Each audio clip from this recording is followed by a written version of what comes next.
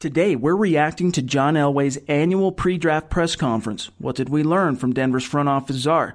We'll also address two of the most pressing issues for the Broncos heading into 2018. You are listening to the Huddle Up Podcast. Welcome to the Huddle Up Podcast, your go-to show for all things Broncos.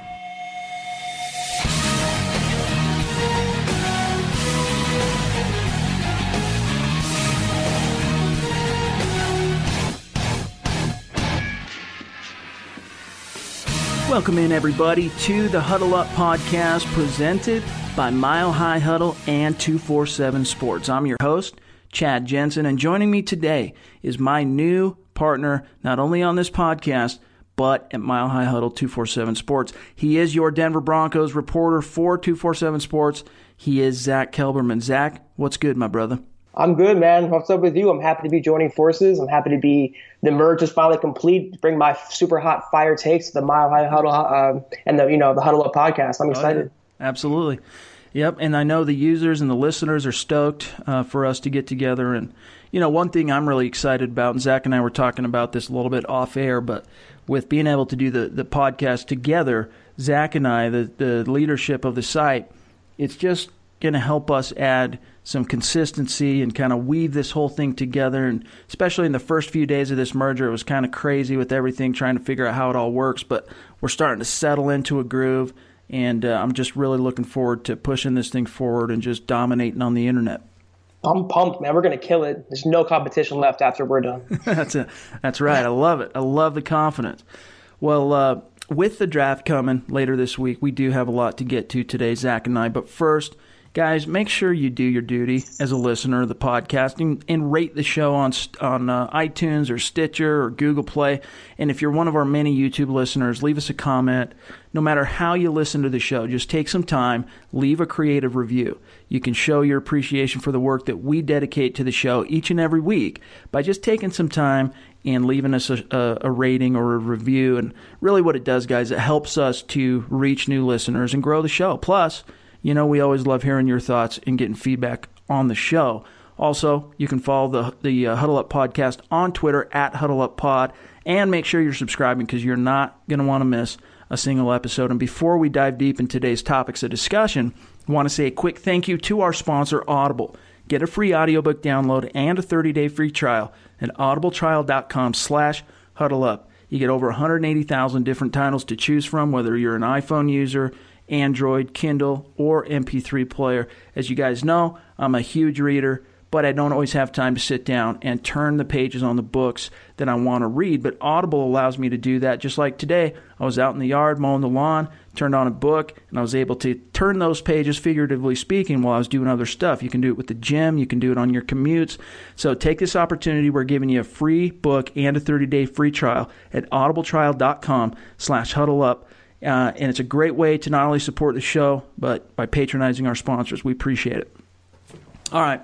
So John Elway held his annual pre-draft press conference on Thursday, and while, you know, he did a pretty good job of playing the media like a fiddle, only letting slip what he really wanted out there, there were a few takeaways, and right out of the gate, Zack, Elway drops the bomb that the Broncos are open for business, so to speak, with the 5th pick.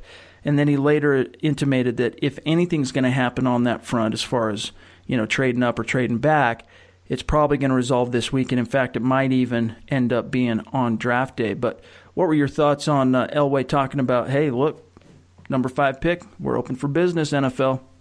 Yeah, he did say that starting Monday, which is tomorrow night, he's going to start taking calls about going up or going down, see what teams around the NFL want to do with that number 5 overall pick. But if you recall, Chad, at the Combine, he actually made similar comments that the Broncos are open for business with the number 5 overall pick, depending on how free agency played out after that. So, and with free agency, of course, they solved their biggest needs at quarterback with Case Keenum, right tackle with Jared Veldheer coming over from the Cardinals in that trade, cornerback with Tremaine Brock, safety with Stuart Cravens, and even inside linebacker he took care of with Todd Davis. I know he's not a very popular player, but they have, they're in a good position now to go BPA with that number 5 overall pick. I'm sure we'll get into that, a little later in the podcast tonight. But it was, definitely not very eye-opening because he did make those comments at the combine, but he's definitely looking to be aggressive in this draft, as he always is on draft day.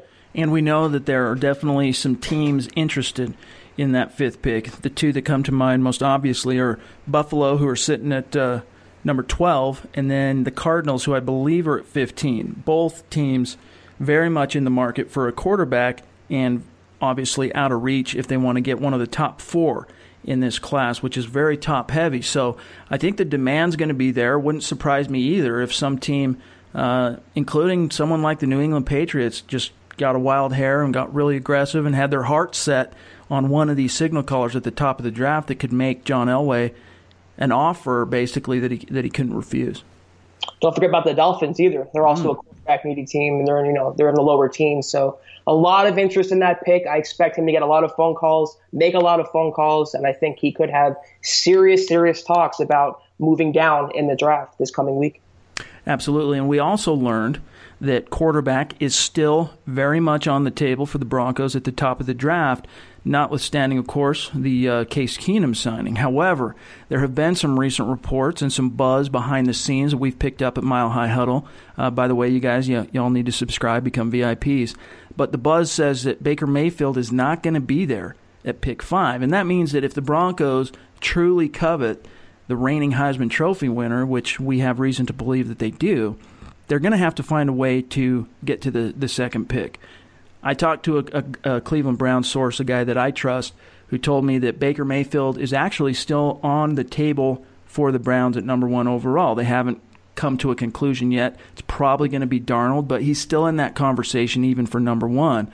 But if the Broncos want to really increase their odds, they're going to have to get to number 2. Now, originally we had heard, Zach, that the Giants sitting there at number 2 weren't willing to trade out of that spot. But as we've inched closer to the big day, kind of sounds like GM Dave Gettleman, who came over, of course, formerly of the Carolina Panthers, might be open to a trade back so long, and here's the caveat, as the Giants stay in the top 5. Now, for me, and that obviously makes him a great fit with the Broncos. Now, for me, as much as I like Baker Mayfield, Zach, the cost of moving up to number 2, I just have a hard time. That's too rich for my blood. I'd rather the Broncos try and trade back, frankly, than trade up. That's just, my gut. Or even just stay at 5 and take the best QB or non-QB blue chipper. But coming down to ideal scenarios for you, Zach, at the top of the draft for the Broncos, what's your ideal scenario?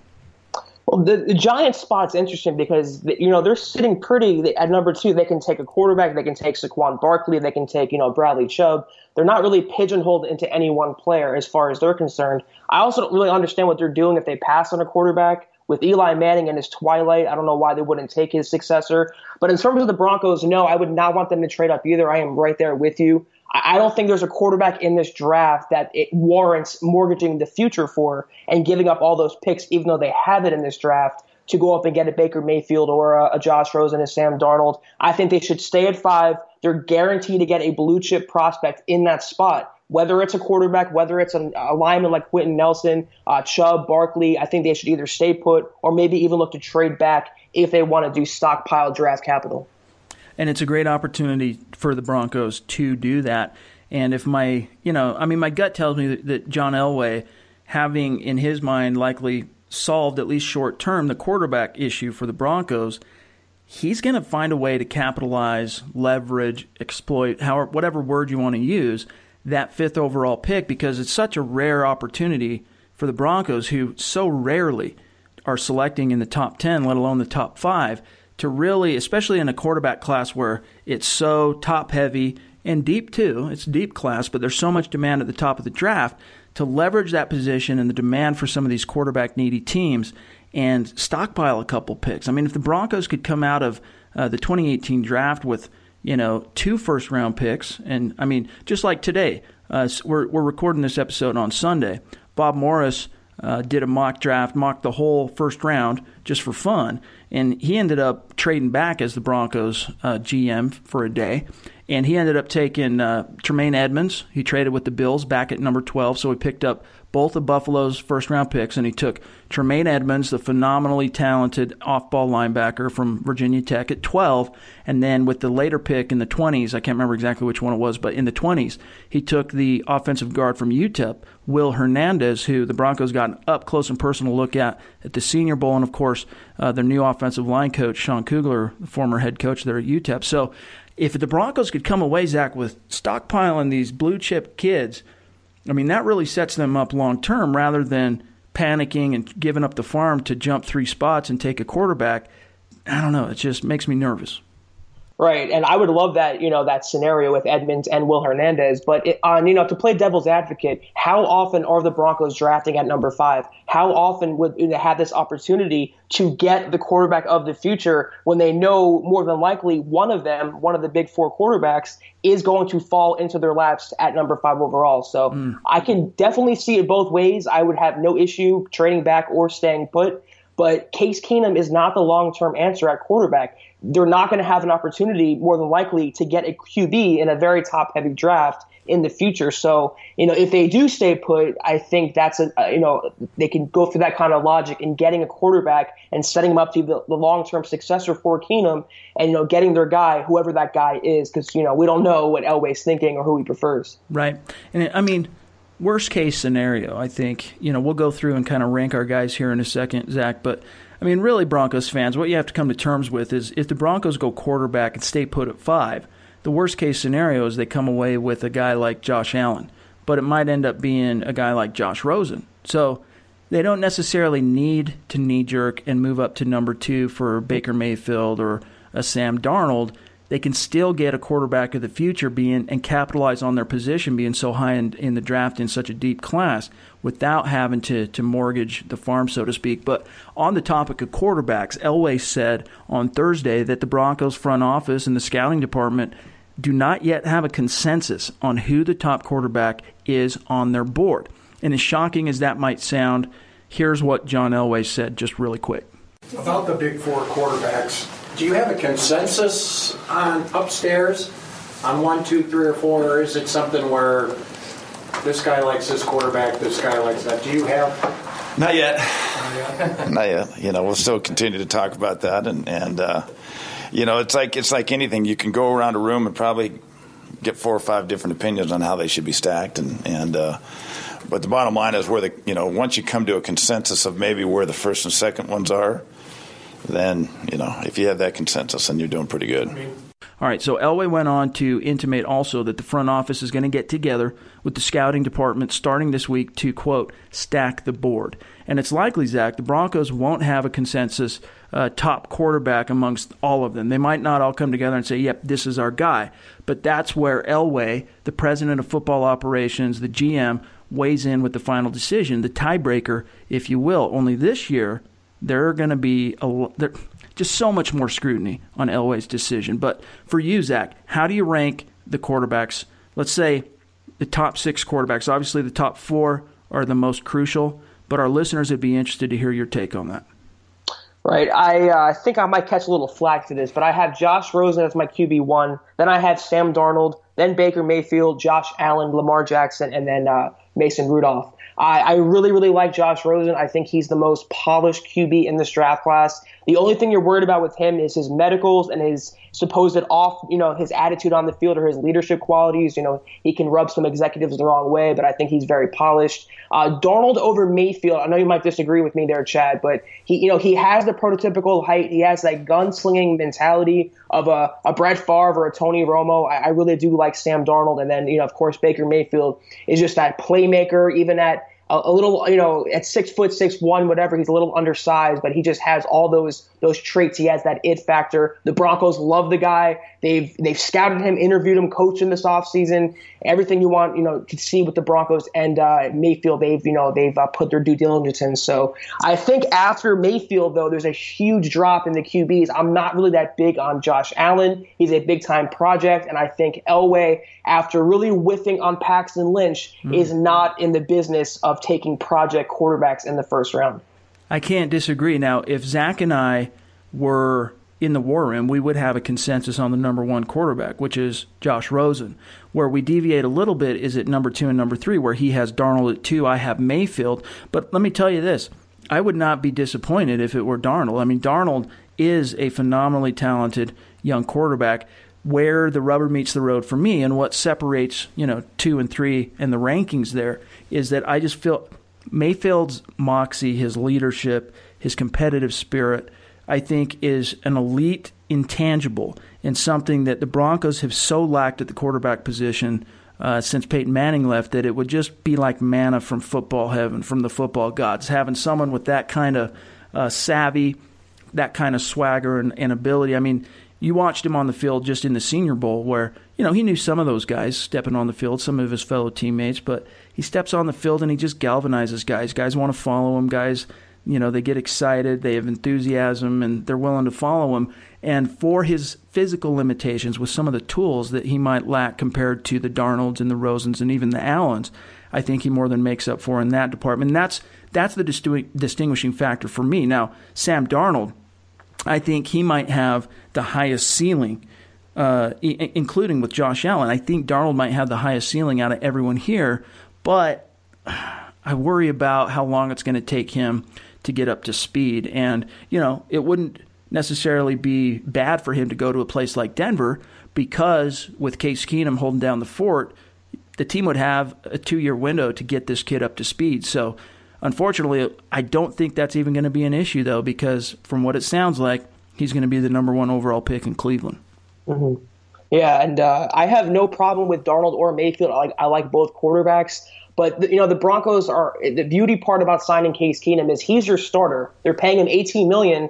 In year one, they're not going to make him, not going to make him ride the bench. So whether they bring in a kind of an unpolished, maybe to an extent, a player like Sam Darnold, they can afford him the opportunity of not being thrown into the fire right away and letting him learn under an experienced veteran like Case Keenum. What I don't understand, my brother, is all the way that Josh Rosen, at least in the draft community, the draftniks, you see him on mock drafts just slipping and dropping and tumbling down the board. What I don't get is how you could not learn the lessons of what happened with a guy like Aaron Rodgers, for example, who, when he was coming out of Cal in 2005, was viewed as, incredibly talented young quarterback, but was aloof. There were some issues with him. Teams in the scouting process didn't quite jive with him. They didn't necessarily feel like he was a quote-unquote company man, who would just do whatever was asked of him. And there were some doubts there from the scouting community despite his phenomenal skill set. And for teams where those lessons are lost on teams, the lessons of Aaron Rodgers where he tumbled down into the 20s and right into the laps of Green Bay, you gotta remember those lessons when it comes to a guy like Josh Rosen. Now, the biggest argument that I hear that makes sense to me from Josh Rosen is not the off-field stuff, not his stances on political issues or coaching the coaches or whatever. I mean, if we're honest about it, those are the type, like as far as coaching the coaches and taking control, I mean, that's very much what Peyton Manning did in his time in Denver. That's nothing alien to the Broncos' model of winning. What really holds me back in terms of Josh Rosen is just some of the durability issues. That's the only thing. He's still my number 1 quarterback, but I do worry about him taking a beating at the NFL level and whether or not he's going to be able to hold up. Right. I mean, injuries are a part of the game, though, and anyone is susceptible to injuries. But I am right there with you on where I don't understand why teams would pass on him over his attitude. I don't want a nice guy. I don't want a Trevor Siemian, who was the nicest guy in the world in Denver. I want a guy who's going to be kind of an a-hole, a D-bag a little bit. That's right. And just and get his guys in order and run this offense. I would take talent and leadership ability and the ability to put the offense on his shoulders and succeed over a guy who's going to be nice to everyone and be a company man. So if Rosen does slide in this draft, as reports have indicated, some team is going to get a steal and they're going to get a really, really good future starting quarterback. Absolutely. And the two guys we haven't really touched on that we probably should before we move on, of course, is Lamar Jackson, and you mentioned him, of course, Mason Rudolph. Now, this could be a class where at least 5 quarterbacks go in the first round. 1983, of course, is viewed as the greatest quarterback class in the history of the NFL. And 2018 could rival it. You could have Rosen, Mayfield, Darnold, Allen, Lamar Jackson, and even toward the end of the first round, Mason Rudolph going. What are your thoughts on Rudolph coming out of Oklahoma State? I like him a lot physically. I think he has what it takes to succeed at the next level. I think he's just a little less polished than the top 5 guys above him. I think he has the physical ability for sure. But what concerns me about him is his mental processing, his mechanics a little bit.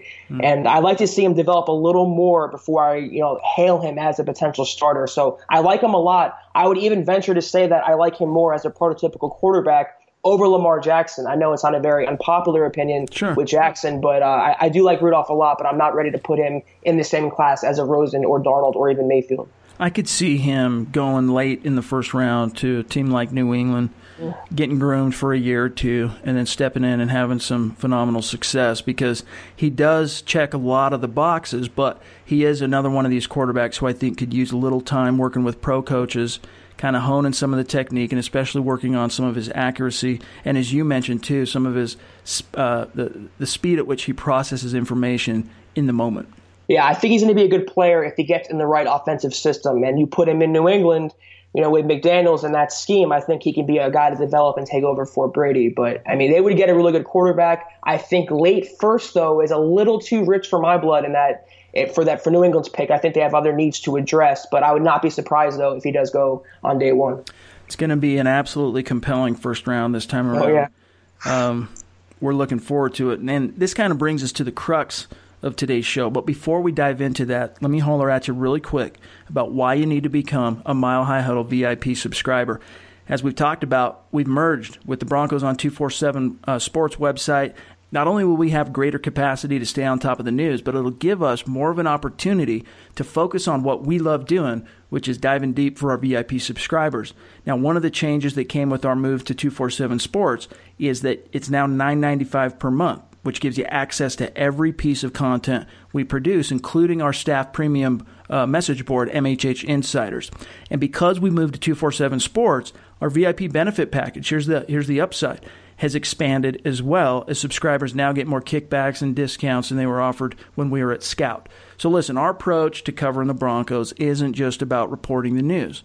We want to break down the Broncos in depth, whether it's all 22 film reviews, X's and O's, deep dive player evaluation, and now as we get into the draft and free agent analysis, scouting reports, we save our best and most in-depth content for our VIP subscribers, our premium members. Now, to become a Mile High Huddle VIP and get access to 100% of our written analysis, just click on the green banner at the top of the website. You can click the monthly or the annual option. If you go annual, there is an additional discount there. But then you'll be locked in, and from there you get access to everything we produce, which includes any inside information we pick up along the way, which this time of year is typically when we glean the most on that side of things. So we work hard to bring you the best Broncos coverage and analysis on the web, and we ask for your support by becoming a VIP subscriber. You pull the trigger. You have my word. You won't be disappointed.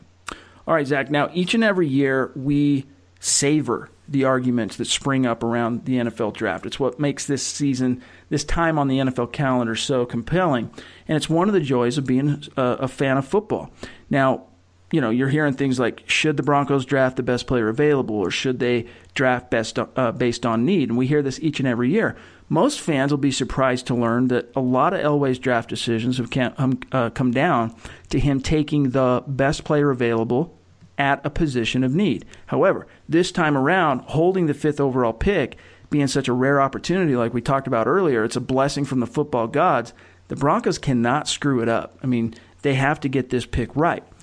They're always going to try to fill the Broncos' roster holes via free agency, in which you alluded to earlier in the show. They did a pretty good job this year, which in theory frees them up in the draft. And even though Elway, he wheeled, he dealed, traded away 2 team captains, he acquired 2 impact players on the trading block, signed several other key guys, including Keenum, there are some needs that remain.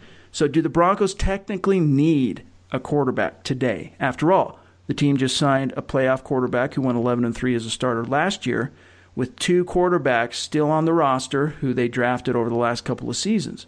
So I understand the argument that quarterback is not an immediate need. Long term, you could argue that it's there, but today I get that point of view. Could the Broncos get by without drafting a quarterback early this year. I think they could, but here's the rub. This is, as we mentioned earlier, one of the best quarterback classes, at least of the last decade. So passing up on the opportunity to partake might be a mistake. And I frankly do not envy Elway's decision. But let me throw this over to you, Zach. BPA or need, at least at the top of the draft. This time around, what should the Broncos do? Because there's some phenomenal blue chip talent that aren't quarterbacks at the top of this draft. Yeah, well, the good thing about the Broncos and their free agency moves was, like I said, they allowed themselves to go BPA at number 5, and their BPA and their needs both kind of align. They're going to have a quarterback on the board more than likely. They're going to have an offensive lineman like Quentin Nelson on the board, Barkley, Chubb. So one of those players is going to fall into the Broncos' laps, and they could use any of those players at their position. So they could go BPA. I think that also aligns with their need. I don't think they should just draft someone like, Roquan Smith or Denzel Ward, take a linebacker or a cornerback. They don't have to go that far. But I do think it's tough because the quarterback class next year is not very good, so to speak. It's definitely not like it is this year. And unless they want to, pin their hopes on Keenum keeping his success going into his 30s, or Paxton Lynch developing as alongside as that may be, or Chad Kelly, I think you can make the case that they have to take a quarterback. But if they don't want to, if they want to go for another need, a guy like Quentin Nelson or Barkley or Chubb makes a ton of sense. Yeah, I wrote a piece, it was either last week or the week before, that, just the way you see the mock drafts shape up around the internet and from different experts and what we hear behind closed doors from sources we have in the scouting community, Saquon Barkley, originally it was thought that there's no way he gets past the Giants at number 2, but as time has gone on and we get closer to the draft, it's becoming more and more likely that he could be there for the Broncos at number 5. And I wrote that piece. It was basically like, look, against all reason or inexplicably, the Broncos could have the opportunity to take a Saquon Barkley at number 5 this year. And I'm of the opinion that, look, if Darnold, Rosen, and Mayfield are off the board, and it comes down to, and that would also probably mean too that Chubb is off the board because Cleveland I've been told Cleveland really likes him at number 4. Of everyone else that remains there at pick 5, even though it's a running back, and the Broncos traditionally have not valued running back that high, Saquon Barkley is of such a caliber as a running back that I wrote that John Elway should run to the podium and take him at number 5. What are your thoughts on that? I love Barkley. I think he's a transcendent talent. I think the Broncos haven't really had a franchise runner in that backfield since Terrell Davis, you can make the argument. And Barkley is just, the best running back prospect to come out since Peterson. He's being compared to Barry Sanders. He is definitely at the top of the class in terms of running backs, and he would instantly help out this offense and take some pressure away from Keenum and the receivers. But on the other hand, it's such an historically deep running back draft class. Do you take that position at number 5 and bypass other needs such as guard or edge rusher or whatever and go for Barkley, or do you wait until the second or third rounds where you can still get a starter but take another position, a player at a different, at number 5 and use a running back position later in the draft? And that's why I think that if the top 3 guys, quarterbacks, are off the board, and Bradley Chubb is gone as well, I think that's the reason why the Broncos would actually pass there on Saquon Barkley, because there are so many other good, phenomenal running backs to be had, especially in the second rounds, even round 3. I mean, we saw last year in 2017 in the NFL, some third-round picks, how they could dominate the NFL. I mean, they're there, and this class is even better than what 2017 offered up. So if there's an argument to the Broncos not taking Saquon Barkley, that's it, and I totally get it, but I still would take exception to the idea because I just think he would immediately turn the ship around offensively for the Broncos, because not only would you have Case Keenum, a guy who's going to win for you from the pocket, he's a guy who's not going to get, jittery, he's not going to see ghosts and break the pocket early and put his tackles in bad position. He's going to stand tall. He's going to make his reads. He's going to deliver the football. And then you bring in a Saquon Barkley who not only has the potential to, lead the team in rushing as a rookie, but probably even be the number 3 wide receiver from a catches and yards perspective. What that could do for the Broncos offense, I think, could really impact the destiny of this team, not only in 2018 in terms of making them a contender for the AFC West, which is wide open this year, but also long-term. And again, but the flip side to that coin is shelf life for a running back in the modern NFL is so finite. I mean, you would basically have to capitalize on, you'd have to look at him like you have Saquon Barkley for a 4 to 5 year window, so you better make some hay while the sun is shining. Agree with you. I love the guy, like I said, but to put it another way, is he going to be able to have success running behind that O-line if they don't have a right guard in place? If they pass on Quentin Nelson, and let's say you have Menelik Watson starting, or Max Garcia starting, or Connor McGovern starting, if there's penetration in the backfield and he can't get going, is that still the right pick? It's all hindsight, of course. I would love him. I just think that if it's between him and Quentin Nelson, a guy who's a perennial all-pro talent, a plug-and-play day-one starter, you got to seriously consider fortifying that O-line and having a future nucleus of which to build on. I can't disagree with Nelson being a guy who very likely is going to step into the NFL and provide Pro Bowl, All-Pro caliber offensive guard play right out of the gates, but there's still something about taking a guard that early, despite Denver's needs that just, I mean, I know he's considered one of the can't-miss prospects in this class, but there's something about that just doesn't sit right to me. I agree in a sense. I mean, you can get Barkley at 5 and maybe trade up for Will Hernandez, or you can get Nelson at 5 and trade up for a running back or take a running back in the second round. Either way, it's kind of a win-win in my opinion. It's such a deep class in the first couple of rounds, and fortunately, the Broncos have a lot of draft capital with 4 picks in the top 100. But you can see, listeners, why we don't necessarily envy John Elway this decision, because even though he's going to have the pick of the litter, so to speak, I mean, he's going to have so many good options at the top of the draft, each one comes with its own implications that could alter the destiny of the Broncos, both short-term and long-term. Now, speaking of implications, the Denver Broncos, of course, very recently released C.J. Anderson last Monday. In fact, we're coming up on a week from the point. And they bit the bullet. They freed up $4.5 million on the 2018 salary cap.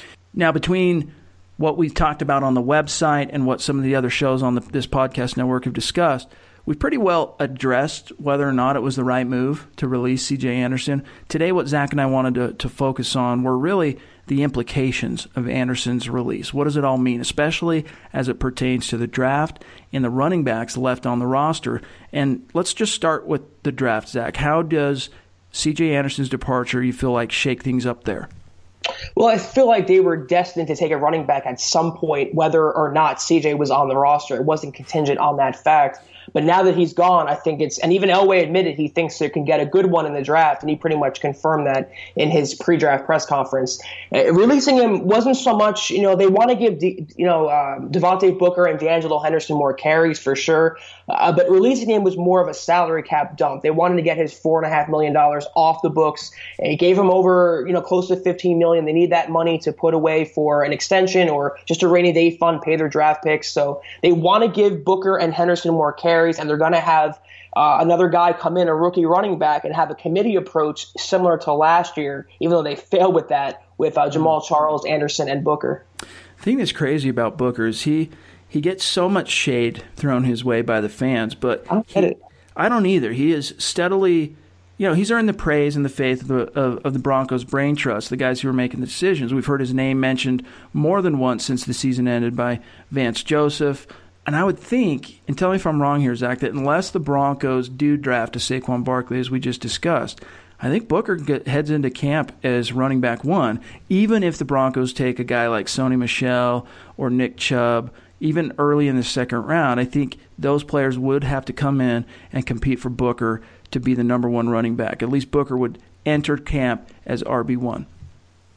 I agree with you. Unless they draft Barkley, Booker will get a chance to get the majority of top dog duties in that backfield. The only way they don't, like I said, or he doesn't, is if they draft Barkley, who would probably come in as a number 5 overall pick and be that lead back, the workhorse back. So they're really high on Booker, and I don't get the shade either. I think every opportunity he's gotten, and it hasn't been much in the last couple of years, he's really shown to be a well-rounded back as a pass catcher. He had that nice touchdown against the Colts as a runner.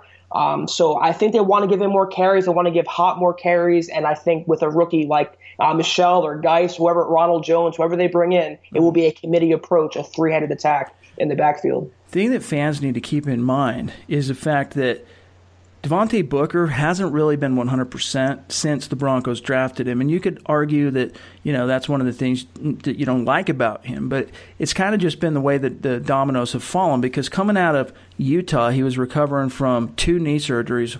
He had the original knee surgery, and then right as the season ended, they had to go back in and clean up the previous surgery that didn't quite heal right. So he went into his rookie campaign coming off that. If everyone remembers, the Broncos took it extremely slow with him. And until they had to, he was kind of just a guy backing up C.J. Anderson. But when he went down, I think it was week 7 against Houston, and the Broncos had to turn to Booker. I mean, he was just starting to get his win back, so to speak, but he still went on. He was a lead back throughout the year, led the team in rushing. And then, unfortunately, you get into his second season, everything's looking good, and he gets that weird wrist injury, which basically cost him about half a season, and again kind of compromised him being at full strength to start the season. So I'm kind of stoked, you guys, to really get the opportunity to see Devontae Booker not only step into a situation where, he's conceivably the running back 1 right out of the gates, but being 100% healthy, in an offense that believes in him. I think he could do some good things. I think so too. I think even with a better O-line, if they get a guard in the draft, I think he'll have more, running lanes, and with a better quarterback under center, that cannot be discounted at all. That he's going to have, they're going to have a balanced attack. They're going to play off the pass, get the running game going. So I'm very excited to see Booker. I'm probably one of his bigger fans among, the media and the fan base, and I'm interested to see what he can do with more carries and, like you said, being fully healthy. Amen to that. Now, before we get out of here, one last topic to dissect for the day. Right after the draft, the Broncos are coming up on their deadline to decide on Shane Ray's 5th-year option. May 3rd is the actual date. Now, some of you might be asking, I see this on social media quite often, why this decision has not already been made. But let me drop some knowledge on you. If the Broncos pick up Ray's 5th year, the way that salary gets formulated is for players who were selected in the draft between picks 11 and 32, which is where Shane Ray was taken, teams have to calculate the average salaries of the 3rd to 25th highest paid players at that position from the previous season. They're averaging that out. If that makes sense. Translation, it's been calculated that in order to exercise that option, the Broncos would have to be willing to pay Shane Ray essentially $9.2 million for 2019. So that would, in essence, make Ray, who had very little production last year, granted he was hurt, among the top 15 highest paid outside linebackers in the NFL, which you understand now why the Broncos are kind of dragging their feet on this decision. And Zach, I mean, we saw him let Sylvester Williams go because of this same issue. Even though he was their first-round pick, they didn't quite feel like he was worth paying at that level, because in Williams' case, if they would have picked up his 5th-year option, he would have been one of the top 5 highest-paid defensive tackles in the NFL, and obviously his performance didn't quite measure up to that level, and they're dealing with a similar issue here with Ray. Now, they did it with Bradley Roby, but I think his performance has justified the expense they're going to be paying in 2018 for that 5th-year option for Roby. I just don't think they should do it as it comes to Shane Ray, but what's your take, Zach? Agree. I'm of the opinion that Shaq Barrett is the better outside linebacker for the Broncos. As a first-round pick, I think Ray's been kind of a bust. And I know it's a very taboo word to throw out there, but I just don't think it's production and what I've seen from him. He was injured last year. I don't think he's really been worthy of that first-round selection. I would not pay him over $9 million when you might want to keep Shaq Barrett around, who's a restricted free agent, making $2.9 this year. If they want to keep him, he's going to cost some money. Von Miller has a huge contract. His cap number next year goes up over $25 million. So you cannot afford to keep all 3 of them around together. You're going to have to make a decision. And if it was up to me, if I was John Elway, I would keep Barrett. I would work out a long-term deal. I would decline that option on Ray and go forward with those outside linebackers. I cannot disagree. And again, the biggest thing that's held back Shane Ray has been the injury bug. He's only played one 16-game season, which was 2016. And of course, correspondingly, it was his best year statistically speaking. He had 8 sacks. Mm-hmm. But he's just not a guy who wins consistently one-on-one. And even you go back to that week 3 matchup in 2016 where he had those 3 sacks against the Bengals on the road, which was, everyone was like, wow, Shane Ray's coming into his own. And it kind of looked like maybe he was. you go back and we broke down the film at Mile High Huddle. I think this was last year, but we went back and broke down the film, and most of those three, I think there was one of those sacks where you could honestly say that it was due to something Shane Ray did as a pass rusher. Everything else, it was just the way the play broke down, or him just having a good motor and staying in pursuit, or the quarterback running into him. So that's been my biggest complaint with Shane Ray, aside from the injury bug, is he's been billed as this speed rusher to complement Von Miller, who can just beat tackles off the snap, but we just haven't seen that come out in the wash. No, and you nailed it right on the head when you said win consistently, because you watch him on tape every week. He doesn't set the edge very well. He's decent in run support, but as a pass rusher, he's just so inconsistent. And with Von Miller getting double team, triple team on the other side, there is no reason why he should not be able to step up and produce more. He did have 8 sacks in 2016. You might have thought he was in for a breakout year. The wrist injury did set him back. But even when he was on the field last year, he just did not look like the same player. And Shaq Barrett, to me, is more of a prototypical edge rusher. He just is a better complementary player to Von Miller. And I think he wins more consistently. It would help if the Broncos had some interior pass rush, and I think I'm excited about DeMarcus Walker this year. Yep. If they used him correctly, they don't put him at outside linebacker. I don't know why, Vance just wasted him last year. That's another story for another day. But if they have some interior push, I think that will help the outside linebackers. But no, I would decline the option. I would go forward with Shaq and Von Miller on the outside. Amen, brother. Well, we did it. We got through our first podcast today together. It was a good show. Thanks for joining me tonight, my brother. Appreciate it. Appreciate you having me on here. It's going to be the first of many, many, many podcasts together with myself and Zach. But that's it for today. You can find Zack Kelberman on Twitter at Kelberman247 and myself at Chad and Jensen. If you have questions, hit us up on Twitter. We're going to try to address them on the show as often as we can. The best way, though, to get a direct response from us is to hit us up on the MHH Insiders premium message board. But again, we're always going to try to engage with you, our listeners, as often as we can. Don't forget to join Mile High Huddle as a VIP. Support the cause, you guys. And make sure you're subscribing to the podcast, y'all. For Zack Kelberman, I'm Chad Jensen. We'll talk to you soon. Mile High Huddle.